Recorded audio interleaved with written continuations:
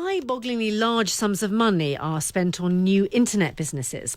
When business social network LinkedIn put its shares on the public market for the first time, interest was fierce. Now, investor Jonathan Rowland has said he intends to float his internet venture Jellybook, and investors are salivating at the prospect of other net businesses going public.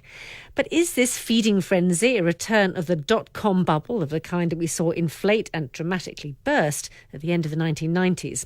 Our reporter Chris Vallance has been finding out. Well, I'm at Old Street Roundabout in the East End of London.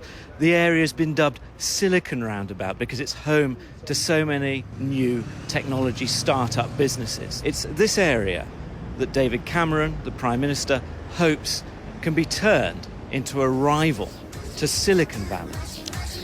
Well, not far from Silicon Roundabout in Shoreditch in East London are the headquarters of Mind Candy. I'm in their open plan office in a corner that looks a little like the set of the Teletubbies with artificial grass on the floor. The founder of the company is Michael Acton-Smith.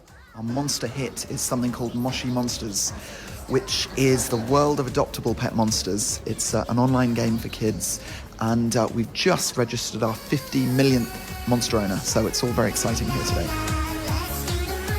So there are 6 different types of Moshi Monsters that kids can adopt. This is Katsuma.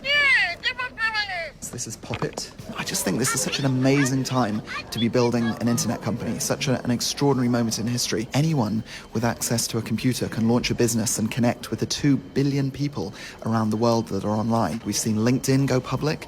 Facebook is planning to go public with their 700 million users, and I think we're still at the start. There's still so much potential, so many new ideas bubbling away. There are people who look back to the end of the 90s, the last dot-com boom, and the spectacular bust that followed. Are we there again?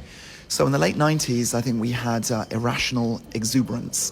We got ahead of ourselves. You know, the public markets pushed up the price of these very young companies, and there wasn't much money being made. Things are very different now. Facebook, for instance, I think will make almost $2 billion in profit this year. So these are real businesses built on very, very strong fundamentals, growing like crazy. Zynga, Twitter, Facebook, Groupon. It's an amazing time to be in this space. That report by Chris Vallance.